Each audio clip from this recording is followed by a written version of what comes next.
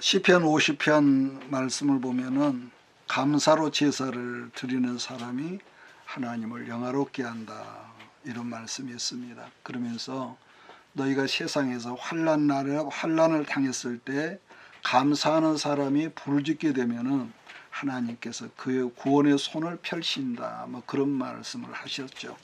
자, 오늘 예수님의 구속사 이야기 13번째인데요. 그래서 우리가 어떤 상황 가운데 있을지라도 감사하는 사람은 원망하지 않죠. 불평하지 않죠. 자, 그런데 반면에 불평과 원망을 입에 달고 사는 사람들이 세상에 있는 반면에 어떤 상황에서도 감사가 그 입에 열매가 열려서 습관이 되어 있는 사람이 있습니다. 그러니까 분명히 저 사람이 불평할 수 있는데도 입에서 감사하다고, 그런 사람이 있죠. 그러니까 여러분, 우리 모두가 몸과 마음을 항상 하나님 앞에 쓰임받는 의의 병규로 들었을 때야 세상에서 원망하는 죄를 이길 수 있음을 믿고 항상 감사하는 우리가 대할 줄 믿습니다. 마찬가지로 내가 감사를 할 줄 알면은요, 특징이 있습니다. 죄를 버릴 수도 있고 죄를 이길 수 있다는 거죠. 그러니까 이 경우는 내가 이제 원망을 안 해야지 이런 거 생각은요, 약발이 금방 떨어지거든요. 자, 그렇기 때문에 아까 그랬죠.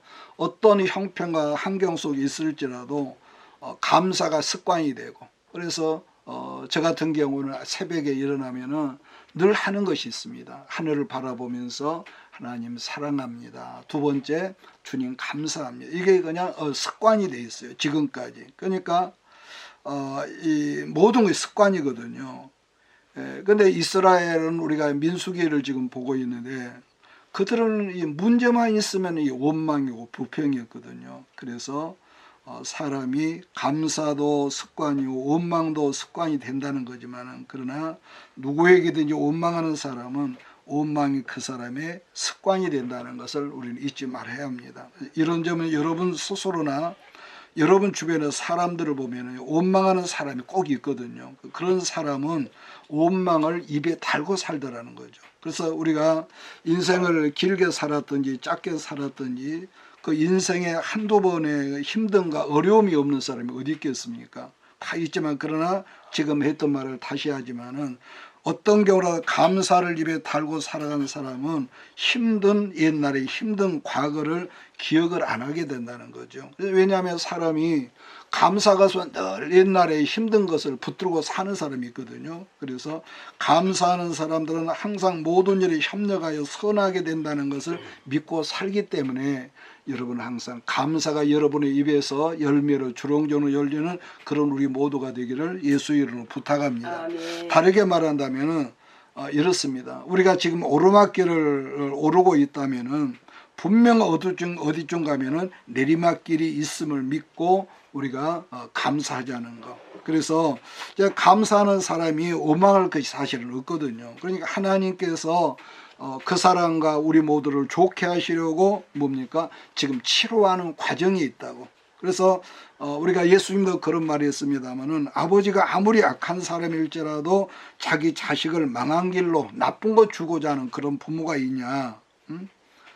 자, 그런데 예수님도 뭐라 합니까? 하물며 너희도 그러거늘, 악한 너희도 그러거늘 하늘에 계신 너희 아버지께서 기도에 대해서 말씀을 마태복음 7장에서 했거든요. 구하는 이마다 받을 것이요, 찾는 이가 찾아낼 것이요, 두드리는 이에게 열릴 것이다. 그래놓고 하는 말이, 너희 중에 누가 아들이 떡을 달라는데 돌을 주며 생선을 달라는데 뱀을 줄 부모가 있냐? 너희가 악한 자라도 좋은 것으로 자식에게 줄 알거든.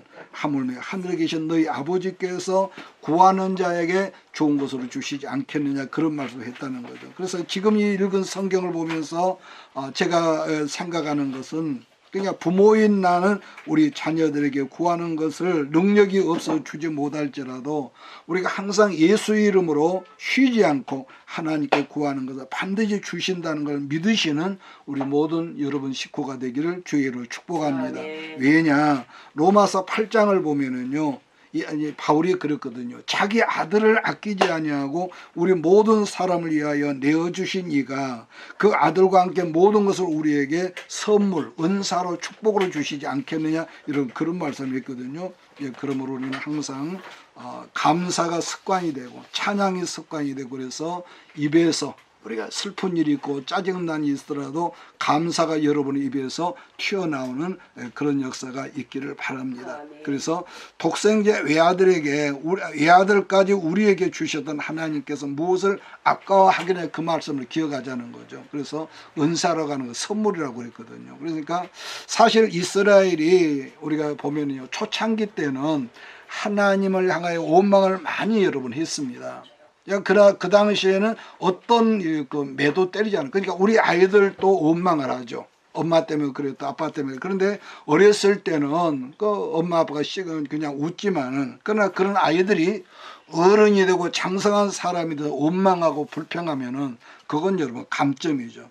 그러니까 어렸을 때는 원망하지 않던 이스라엘이 그러니까 광야 40년이 다 돼갈 쯤 가던 길이 안 좋다고 하나님이 막 원망을 하니까 지금까지 한 번도 보지 못했던 불뱀이, 이런 불뱀이라고 약 45에서 50cm 되는 통통한 뱀인데 평소에는 모래밭 속에 몸을 묻고 있다가 눈만 코만 내놓죠.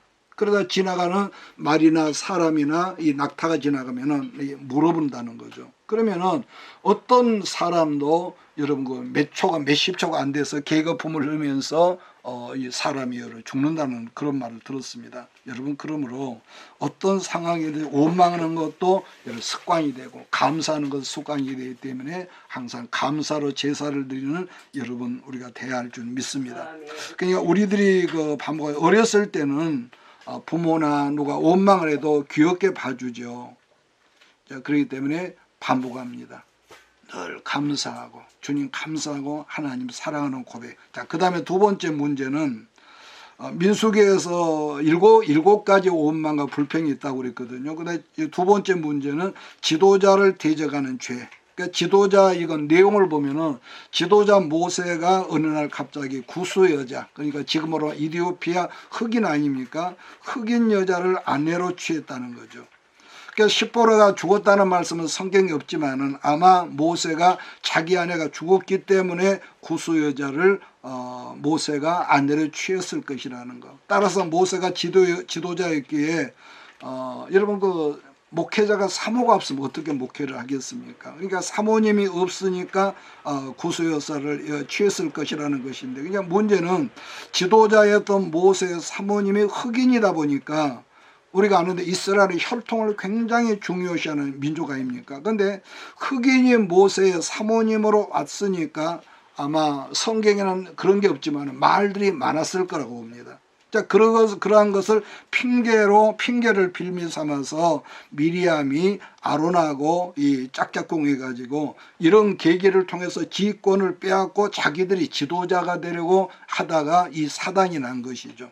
그래서 이 두 사람이 반역을 꾀하면서 백성들에게 어떤 말을 흘려하니, 여러분 정치하는 사람 보면은요, 사실이거나 아니고 무조건 흘려가지고 여론화 시키거든요. 이번에 여러분 우리가 탄핵 문제도 봤지 않습니까? 사실이 아닌데도 무조건 여론화 시키는 거예요. 믿든 안 믿든 듣든 안 믿든. 그러니까 어떤 말을 미리암이 흘렸냐면은, 하나님이 모세하고만 말씀했냐? 우리하고도 말씀을 자주 하거든. 왜냐하면은 사실 아론하고 미리암에게도 그 당시에 간헐적인 성령이 임했으니까 말씀을 할 때가 있었단 말이에요. 자, 그러면서 이러한 참에 흑인 사모님 문제로 모세를 지도권을 잘라버리고 우리가 지도자 했으면 한다는 계속 어떤 여론전을 배경을 보면은요, 이 미리암과 아론이 그랬던 것 같아요. 자, 그런 말을 전해 들었던 모세가 어떻게 했다 했습니까? 하나님의 성전 앞에 성막 앞에 무릎을 꿇고 엎져 있었다. 그랬을 때 하나님은 이 세상에서 모든 사람들보다 모세가 더 온유한 사람이라 말하지 않습니까? 그래서 사실 모세는 어떤 우리가 모세의 사회로 속상한 일이 있을 때마다 항상 하나님의 성막 앞에 엎드리는 모습을 우리가 자주 보거든요. 그래서 여러분, 우리도 지금도 우리들이 이 문제 어떤 해오리 바람을 만났을 때에 우리가 이게 있습니다. 하나님 앞에 엎드려 있을 줄만 안다면은 해오리 바람도 여러분 순탄하게 그냥 지나간다는 거예요. 이게 기도하는 삶이거든요. 그랬을 때 하나님은, 자, 이 불평불만이 이스라엘 진영의 공동주석에 충만했을 때 말씀하기를 너희 세 사람은 회막 앞으로 모이라고 그랬습니다. 왜냐하면은 여러분 보십시오. 그 모든 재판은 모세가 다 하고 미리암이 하고 그 지도자였으니까 아론하고 했단 말이에요. 자, 그런데 이스라엘 공동체 제일 가는 게 머리들이 서로 싸우고 다투니까 이제는 그 사람들 재판해 줄 사람이 없다 보니까 하나님께서 그들을 직접 재판하고자 세 사람을 모이라고 했다는 거죠.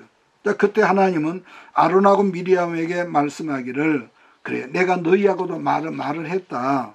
그러나 내 종 모세는 하나님이 내 얼굴을 직접 본 사람이라면서 그 차원이 같겠냐면서 미리암을 그 자리에서 어떻게 합니까? 문둥병자로 만들어버리죠. 그죠?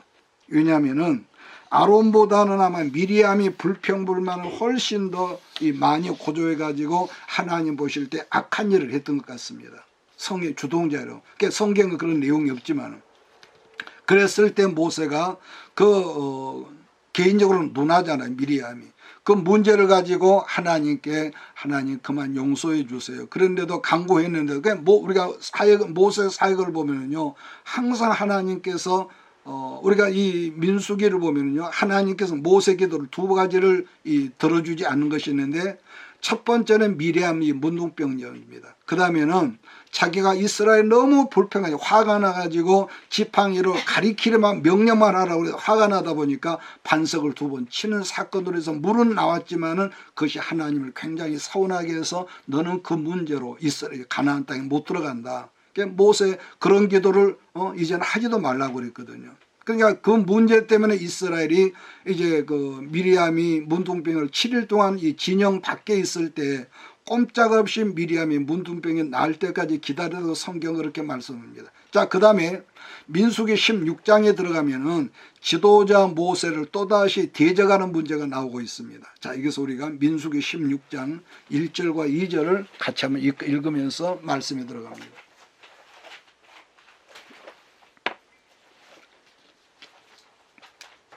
민수기 16장 1절 2절.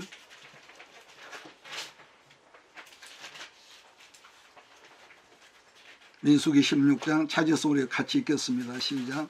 레위의 증손 고핫의 손자 이스라엘의 아들 고라와 루벤 자손 엘리압의 아들 다단과 아비람과 벨레스의 아들 온이 당을 짓고 이스라엘 자손 총회의 택함을 받은 자 곧 회중의 함께 일어나서 모세를 거스리니라. 여러분, 그 구약에는요 문둥병을 치료하는 약이 없었습니다. 왜냐하면은 문둥병에 걸린 사람은 하나님께서 그 사람을 직접 여러분 쳤다고 여겼기 때문에 치료하는 약물 자체가 없었습니다. 그런데 민수기 16장 사건을 일으켰던 주동자가 누구냐면은 여러분 고라는 레이지파 사람이거든요. 고라와 그 다음에 이스라엘의 야곱의 큰아들 루벤 지파 이 자손들이 그 사건을 해서 어떡합니까? 즉각 죽임을 지옥으로 들어가는데 민수기 16장 32절로 35절을 보면은 어떻게 했냐면은 땅이 그 입을 열어서 그들과 그들의 집과 고라에게 속한 모든 사람과 그들의 재물을 삼킴해 그들과 그의 모든 재물이 산채로 수월에 빠지며 땅이 그 위에 덮이니 그들이 해중 가운데서 망하니라. 그 주위에 있는 온 이스라엘이 그들의 부르짖음을 듣고 도망하여 이르되 땅이 우리도 삼킬까 두렵다 하였고 여호와께로부터 불이 나와서 분향하는 250명을 불살랐더라 이랬습니다. 그러니까 에녹과 엘리야는요 우리가 아는 대로 죽음의 단계를 거치지 않고 곧장 천국으로 올라갔던 여러분 유일한 여러분 사람이거든요. 그런데 민수기 16장에 등장하는 고라와 루벤 자손들은 오늘 본문에 보십시오. 산채로 지옥에 바로 떨어졌다고 말씀하거든요. 그럼 왜 그렇게 말할 수 있냐면은 지금 읽은 33절 말씀을 보면은 그들이 살아있는 채로 어디에 있냐? 지옥인 수월에 빠져. 수월. 이 수월은 지옥이거든요. 그러니까 같은 말씀으로 제가 세번역 성경을 찾아보니 거기 이렇게 되어 있습니다. 땅이 그 입을 벌려 그들과 그들의 지방과 고라를 따르던 모든 사람과 그들의 모든 소유를 삼켜버렸다. 그리고 그들과 합세한 모든 사람은 산채로 수월 지옥으로 내려가고 땅은 그들을 덮어버렸다. 그들은 이렇게 해중 가운데 이렇게 되는데 조금 전에 언급했던 것같이 죽음이란 이 세상의 모든 사람들 거치는 이런 과정이란 말이에요. 이게 왜냐?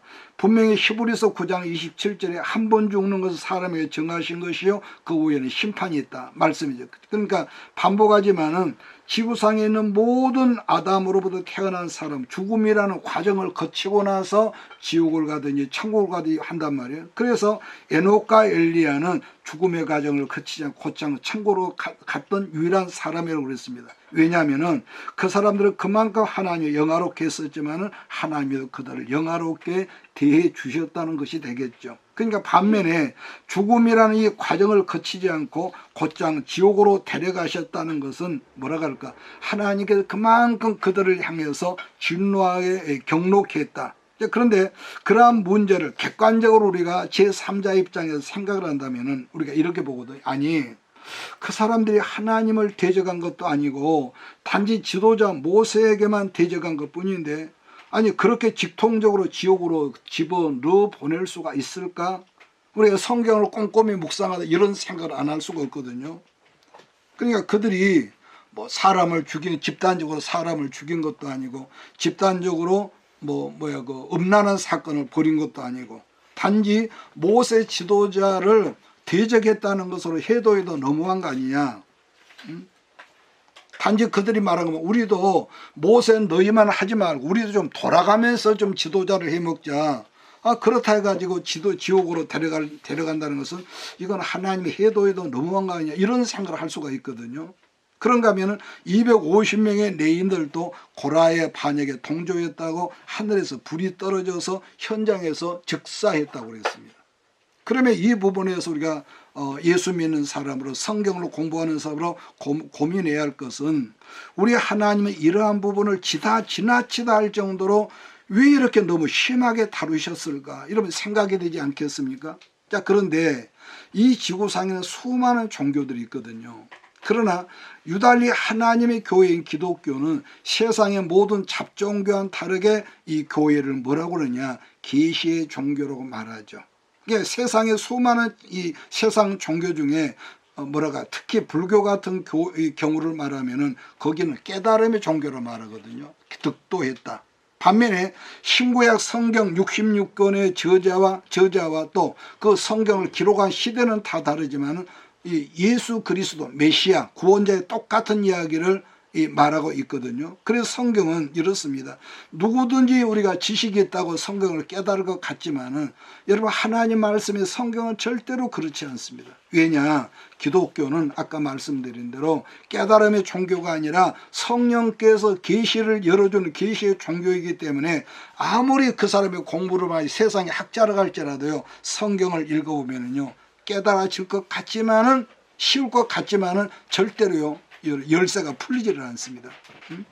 그러니까 반복하지만은 하나님이 성령으로 계시의 영을 부어주셔서 성경을 받게 하셨고 또 기록하게 하시거나 가르치시게 하시는 리더십이 확실하게 옛날에 오늘날 있단 말이에요. 우리가 사도행전 8장을 보면은 광야길에서 에디오피아 내시가 성경을 읽고 있을 때 성령께서 빌립더러 마차 가까이 가라고 했을 때 빌립이 뭐라고 하죠? 당신이 읽는 걸 깨닫느냐고 그랬을 때 지도자가 없는데 가르치는 사람이 없는 어찌 내가 이 내용을 깨닫겠냐 대답을 한 내용이 있습니다. 여러분, 성경은 그렇습니다. 우리가 성경을 많이 읽었다고 자기가 스스로 깨달을 것 같지만은요 절대로 그렇지가 않습니다. 그래서 지식하고 지혜는 다른 것이죠. 그래서 어떤 사람은 이렇게 말합니다. 목사님, 나는 성경을 혼자서 깨달았나라고. 그런데 우리가 그런 사람과 함께 대화를 나누다 보면은 자기 마음대로 성경을 주석하고 자기 마음대로 성경을 해석하더라는 거죠. 그래서 성령은 반드시 공동체 안에 성경을 가르치는 리더를 어느 시대나 많든지 적든지 리더를 세우시고 리더를 중요시한다는 거. 그러니까 지금 모세 이야기라도 갑자기 여러 다른 말이 있지만 이유 불문하고 모세라는 공동체 리더가 만약에 무너져 버리면은 이스라엘 공동체가 망하는 것하고 이거 똑같다는 것이죠. 왜냐, 모세라는 지도자는요 하루아침에 물건 우리가 벽돌 찍듯이 그냥 찍어 나오는 것이 아니라 한 사람의 지도자가 나오기 위해서는 온갖 수많은 세월이 있었고 수십 년의 여러분 하나님이 기다리 있었던 거 아니겠습니까? 그래서 하나님은 아론하고 미리암하고 말하기에 너희 중 선지자가 있어서 가끔 내 말을 듣기도 하고 내가 말하기도 하지만은 내 종 모세하고는 차원이 다르다고 말하면서 모세는 내 얼굴을 봤던 사람이며 모세는 내가 친구로 친구처럼 대화하는 것처럼 내가 모세를 그만큼 사랑하고 내 모든 계획은 내 모든 것을 모세에게 알렸던 사람이니 이렇게 모세를 두둔하고 들었습니다.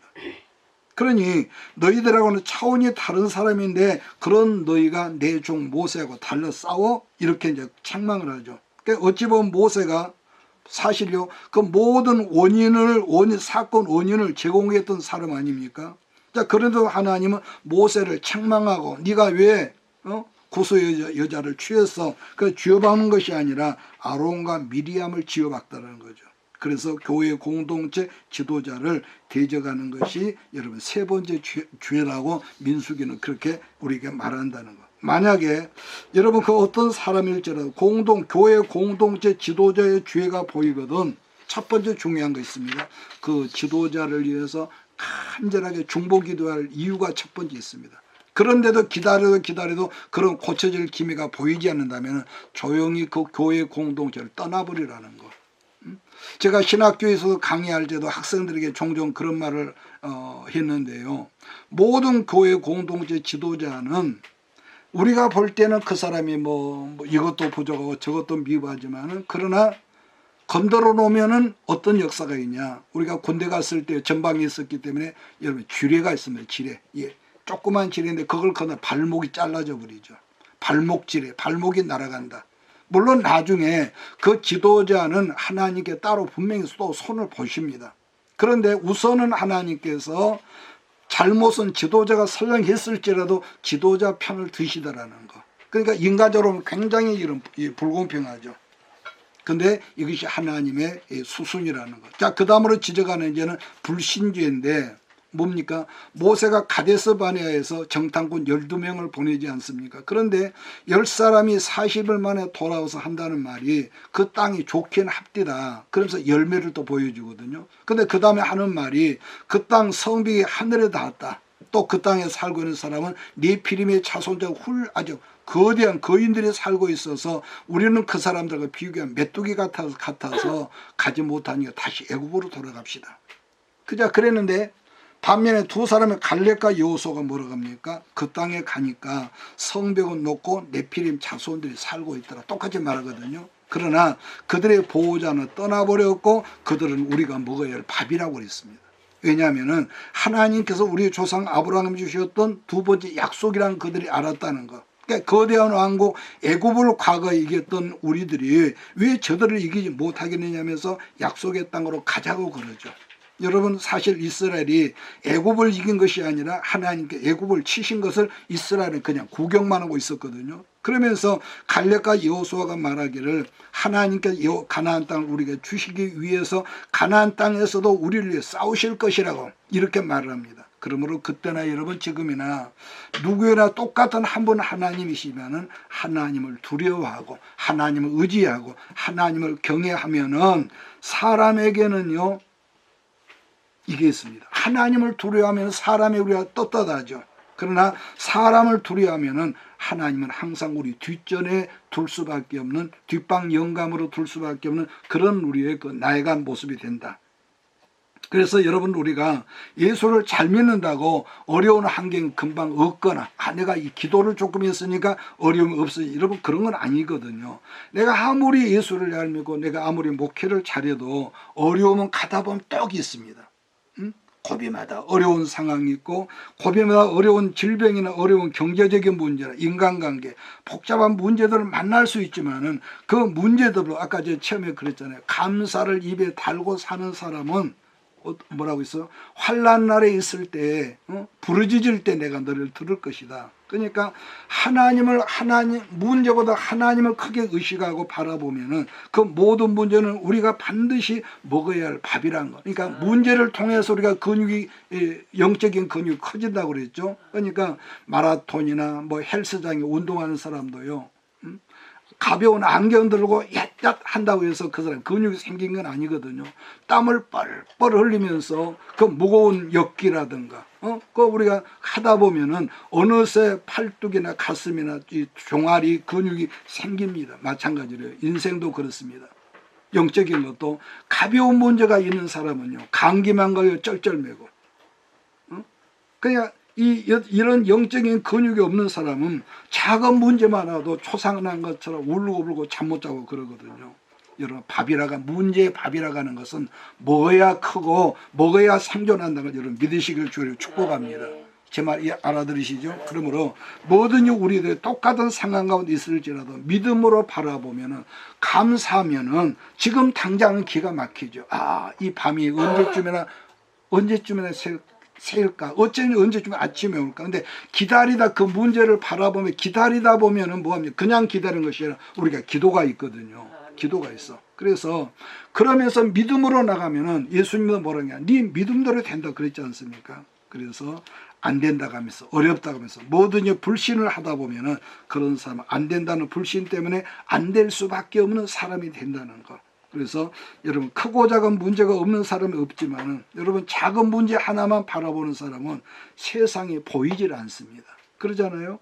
우리들이 다 주 안에 있다고 할지라도 내가 하나님을 어디에 모셔 두느냐에 따라서 신앙과 불신의 차이점이 거기서 있다는 거. 무슨 말이냐면은, 하나님을 문제 앞에 두고 사는 사람이냐, 하나님은 문제 뒤에 살아가는 사람이냐. 여러분 스스로 한번 생각을 해 보십시오.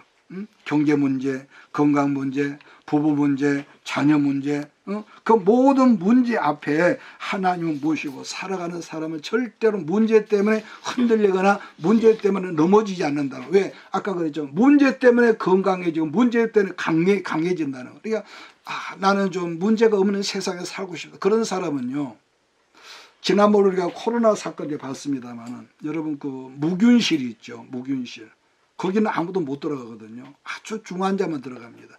거기에, 그러니까 온실 속에서 나와다 세상에 나온 사람은요, 절대로 그런 사람은 세상 적응을 못해요. 그러니까 우리가 자녀들을 키우자 항상 오냐 잘한다 책만 한 번 안 듣고 매 한 번 하면 큰 애들은요 지탱을 못해. 그래서 한 나라의 그 대통령도 이러면 자살을 하고, 그룹의 회장도 자살하고, 장군도 그거 보십시오. 그 스트레스, 그들이 머리는 좋아서 훌륭한 사람이 되는지 몰라도 삶 가운데 어려움을 극복하지를 못하다 보니까 견뎌내지를 못하는 거예요. 근육이 없는 거예요. 그래서 여러분, 삶 가운데서 만나는 모든 문제 앞에 하나님을 모시고 감사로 살아가는 우리 모두가 되기를 예수의 이름으로 축복합니다. 아멘. 왜냐, 사람이 하나님을 문제 앞에 두고 살면은 어떤 문제일지라도 문제가 작아 보인다는 거예요. 작아 보인다는 거예요. 왜냐, 여러분의 말씀은 우리 예수님 너무 잘 사용하셨는데요. 그래서 우리가 입에서 말을 하십시오. 믿음대로 될 줄 믿습니다. 우리가 수요일 날 항상 여러분 우리가 성화가 더불어서 우리가 선포하지 않습니까? 그래서 내 믿습니다. 감사합니다. 나는 잘 될 줄 믿습니다. 우선은 눈물 나고 배고프고 억울할지라도 그렇게 하자고요. 그래서 그 다음 문제는, 안식일 날 나무에 있던 문제가 이스라엘 공동체를 크게 난리를 쳤습니다. 안식일 날 우리들이 1년 365일을 똑같이 살지만은 그 많은 날 중에서 하나님이 구별하신 날이 꼭 있거든요. 똑같은 날이네. 뿐만 아니라 이 지구상에 수많은 사람들이 있지만은 하나님께서 너는 내가 써야 할 사람이야. 근데 우리는 저 같은 경우도 인정을 안 했죠. 그것 때문에 얼마나 힘들고 어려운 세월을 내가 살았습니다. 그러니까 보기에는 아무것도 아닌 것 같은데 문제를 맞닥뜨려 놓으면은요, 어떻게 할 줄을 모르는 거예요. 어떻게 할 줄. 그러면서 내 어떤 걸 포기하지 않았습니다. 지난 세월 속에. 그러니까 하나님께서 우리는 나는 부족한, 모세가 하나님 만나서 나는 입이 뻗어 말을 못합니다. 뭘 못합니다. 그런 것처럼 사람은 하나님께 나름대로 내 마음대로 안 해준다 해서 상처받은 게 있고, 하나님을 향한 상처가 있어.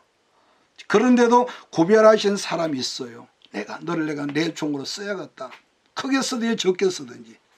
예를 들면 구약에 누굽니까? 대표적으로 레위인들 아닙니까? 여러분, 레위인들 조상은요, 살인자입니다. 세겜성에 들어가서 자기 동생 디나 사건으로 그 레위하고 시몬이 전부 다 모든 성 안에 사람들 다 칼로 죽였지 않습니까? 그런데도 하나님께서 시내산에 왔을 때 그 우상 숭배로 말미암아 레위인들을 구별해서 그때부터 자기 종으로 썼죠. 종으로. 그래서 여러분 혹 들어보셨는지 모르지만은 하나님께 드려져야 할 사람이 있고 하나님께 드려져야 할 재물이 있고 하나님께 드려져야 할 구별된 물건이 꼭 있다는 걸 기억하십시오. 사람, 물질, 시간. 그걸 구별지어 드려졌다는 의미에서 구약에서는 하렘, 할렘 이렇게 표현하는데, 만약에 인간적인 생각으로 하나님께 드려져야 할 사람이나 하나님께 드려야 할 재물이나 하나님께 드려야 할 물건을 내 생각으로, 예를 들어 물질가 내 입마에 뽑게 됐다, 안 드렸다 하면은 하나님은 반드시 그것을 대신에 찾아가시는 것이 있다는 걸 여러분 기억하십시오. 이것이 경외하는 사상이거든요. 그러니까 늘 말하자면 우리가 코람데오라고 하는 것은 눈에 안 보이지만은 하나님의 내 앞에 계신다, 이걸 의식하는 사람은 우리가 함부로 경거망동 못 하거든요. 그러니까 성경에서 한 예를 들어서 말한다면은 가나안 첫 성 이름을 기억하십니까? 가나안 땅? 가나안 땅들 첫 성. 그렇죠. 물어보면 아는 것도 대답이 안 나오죠. 여리고 성입니다. 하나님께 이스라엘에게 들어가기 전부터 누누이 당부하기를 가나안 땅에 들어가던 모든 것이 다 너희들 차지다. 그래서 신명기에 보면은 너희가 파지 않은 샘물, 심지 않은 과일나무, 창고에도 가득하다, 이런 다 너희들 줄게. 그런데 당부는 뭐였습니까? 맨 처음에 얻어지는 것은 너희가 가지지 말고 반드시 내게로 돌려라. 불에 태우라 그랬거든요. 그랬는데 여리고성을 점령할 때 유다지파 아간이라는 사람이 가나안 첫성 여리고 전쟁에서 얻어진 것 중에서 그때 당시 아주 값진 두루마기였던 것 같습니다. 그것이 얼마나 잊고 싶었던지 두루마기하고 또 은덩인가를 하나 훔치지 않았습니까? 그걸 아무도 몰랐는데 그 여리고성 사건 뒤에 아이성이나 조그만 이 성 전투에서 이스라엘이 지고 33명이 죽었다고 그랬습니다. 지고 나서 여호수아와 이 지도자가 하나님께 머리를 풀고, 하나님 왜 우리가 졌습니까? 울며 기도하니까 하나님 말씀하기에 너희가 내게로 돌려야 할 물건을 도둑질했다, 이러면 그런 말을 하거든요. 깜짝 놀라서 하나님께 바쳐져야 할 사람, 하나님께 바쳐져야 할 물건, 하나님께 바쳐져야 할 재물을 도둑질했다고 드리지 않으면 그것을 대신하여 다른 것을 가져가시는 것을 아까 할렘이라고 했습니다. 그래서 그 물건을 대신해서 어떻게 합니까? 아간을 아골골짝으로 끌고 가서 하나님 앞에 죽이죠. 그 사건으로 해서 이제 이 아이성 전도 이기게 되고, 또 한 가지는 안식일 날 나무하다가 붙잡힌 사람을 돌로 쳐 죽이는 일이 있었습니다. 조금 다른 얘기인데, 왜 하나님은 범죄한 다윗을 분명 용서했다고 했는데 다윗을 그 무섭게 그렇게 처자게 낮추고 징벌했을까? 이것은요, 용서는 했지만 죄에 대한 경각심 때문에 우리가 따라서 합시다. 깨닫게 하시려고. 여러분, 그저 우리가 아이들도요, 그저 용서만 해주면은요, 아버지 엄마의 사랑을 모릅니다. 분명히 징벌 가운데 용서하고 이걸 깨닫게 하려고. 그러니까 내게 1장부터 7장까지를 이름하여 그걸 뭐라고 그러죠? 구약의 내게 1장부터 7장까지를 구약의 5대 제사로 합니다. 뭐라고 그래요? 5대 제사. 네, 5대 제사. 그 5대 제사 중에 유일하게 일반 백성이 평민이 그 제물을 먹을 수 있는 제사는 무슨 제사로 했냐면은 화목 제사입니다. 그 다음에 중요한 그 다음 5대 제사 중에 제사는 하나이지만은 그 제사 하나 안에 두 가지 의미가 담고 있는 제사라면은 속건제가 있습니다. 속건제. 그러니까 내가 범죄함으로 말하면 하나님께 드리는 속지 않은 제사죠. 두 번째는 사람에게 내가 내 아내와 싸움을 했습니다. 분명히 하나님 앞에 걸리는 문제거든요. 그것이 큰 중재는 아닐지라도. 왜냐하면은 일단 싸움을 하면, 전쟁을 하고 하면 대화가 끊어져 버려. 그럼 기도가 안 돼. 기도할 사람이. 그래서 그 죄를 씻어내기 위해서 먼저 하나님 앞에 속죄제를 드리고, 그냥 하면 안 되지 않습니까? 이번에 내가 잘못했어. 그건 안 되잖아요. 그래서 최소한도 주머니는 5만 원짜리나 신발라고 이마바에 딱 붙여주면서 당신 맛있는 거 한번 사 먹어라. 이런 작은 어떤 이것이 바로 속건제의 그 의미거든요. 제가 웃기라고 말했지만, 그러니까 속건제의 의미는, 예를 들어 내가 누구를 손해를 끼쳤다면은 원금의 20%, 즉 5분의 1을 더해서 내가 잘못하고 실수한 그 사람에게 배상 차원에서 드리는 제사를 지금 무슨 제사라고요? 속건제라고 해요. 속건제. 그러니까 제사는 하나님 제사 속에 두 가지 의미가 있다. 자, 여기서 제가 끝내겠는데 오늘은 이건 제가 지금 하고 싶은 말은 다윗이 하나님께 속죄 제사는 드렸지만은 사람을 아프게 했던 그 뭐가 있습니까? 분명히 다윗이 회개하니까 선지자 나단이 하나님이 다윗을 용서했다 했는데, 그러나 우리야 집안에서 우리의 아내를 다윗이 자기 아내로 도둑질해 간 것을 우리의 집안 식구들 얼마나 기가 막혔을까요? 그렇지 않겠습니까? 성경은 없지만은. 왜냐하면 다윗의 측근인 서기관들이 그 다윗의 내용을 기록했으니까. 그런데 거기에 대해서는 아무런 언급이 없어. 그러다 보니까 땅에서 매이면 어디서 매이고? 하늘에서 매이고. 그러니까 속건제 제사를 드렸다 그런 의미가 없단 말이에요. 그래서 속건제를 드리지 않았다는 것 때문에 이건 제 추측이면 성경에 없는 말이기 때문에 더 다윗을 더 아프게 하지 않았을까. 그래서 다른 사람도 아니고 자기 몸에 사는 아들이 자기 첩들을 10사람이나 이스라엘 모든 사람을 보고 있는 그 대낮에 윤간, 강간을 하게 하고 자기 아들이 또 왕이 배반하고 구태다를 일으키고 자기 아들이 자기 딸을 강간하고 이런 기가 막힌 일을 당하고 그가 얼마나 힘들었을까. 그러니까 다시 말하면은 말씀 끝내겠습니다. 경각심, 죄는 이렇다. 용서는 하시지만은 이 죄에 대한 후과가 있으니까 우리가 할 거야. 아까 처음에 뭐라고 했습니까? 분명히 불평하고 원망할 일이죠. 무엇을 하라고요? 감사로 제사를 드리라. 감사로 제사. 어떻게 이런 상황에서 하나님 감사합니까? 그건 네 맘이고 내가 원하는 것은 너 입에서 나오는 감사. 네가 어렵지만은 그 감사의 물을 드려라 이거거든요. 자, 여기에서 우리가 성경 한 구절 보고 오늘은 좀 빨리 마치겠습니다. 마태복음 5장 23절. 마태복음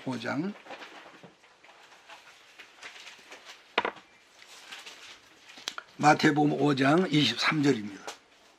찾아서 우리 같이 읽을까요? 시작. 그러므로 애물을 제단에 들이다가 거기에서 네 형제가 원망들을 나는 일이 있는 것이 생각나거든 애물을 제단 앞에 두고 먼저 가서 형제와 화목하고 그 여호와서 애물을 드리라. 아멘. 보세요. 형제 애물을 제단, 그러니까 제사장들은요 애물을 더 중요했거든요. 애물을. 특히 고르반 같은 거 보면은 분명히 내 부모를 좋아하는 효도해라 그랬는데 부모에게 효도할 그 재물이 예를 들어서 100만 원이라 합시다. 그런데 거기에서 그것을 갖다가 한 10만 원 하나님께 드리는 것을 뭐래요? 고르반이라고 해요. 고르반. 그래 그렇게는 하나님께 드렸으니까 부모는 돌보지 않아도 된다. 이런 아주 악한 모습이 있던 걸 예수님이 책망했거든요. 그러니까 우리가 지금 마태복음 5장 23절에서 말씀한 것은 구약으로 말하면 무슨 제사겠습니까? 구약으로 말하면 아까 제가 말했죠. 우리가 속건제죠. 속건제 애물이 그러니까 하나님 늘 말하죠. 하나님과의 관계도 중요하지만은 내 이웃, 내 아내와 내 남편과의 관계도 중요하기 때문에 원망들을 만한 일이 생각나거든 애물을 드리지 말고 제단 앞에 놔두고 가서 먼저 가서 형제와 화목하고 그 후에 와서 왜? 그 막힌 거 땅의 것이 풀려야 하니까. 제 말 이해하시죠? 그리고 와서 애물을 드리면 하나님 받는다는 것이죠. 자, 한 가지 질문하겠습니다. 하나님께 드릴 재물이 더 중요하겠습니까? 내 이웃과 화목하는 것이 더 중요하겠습니까?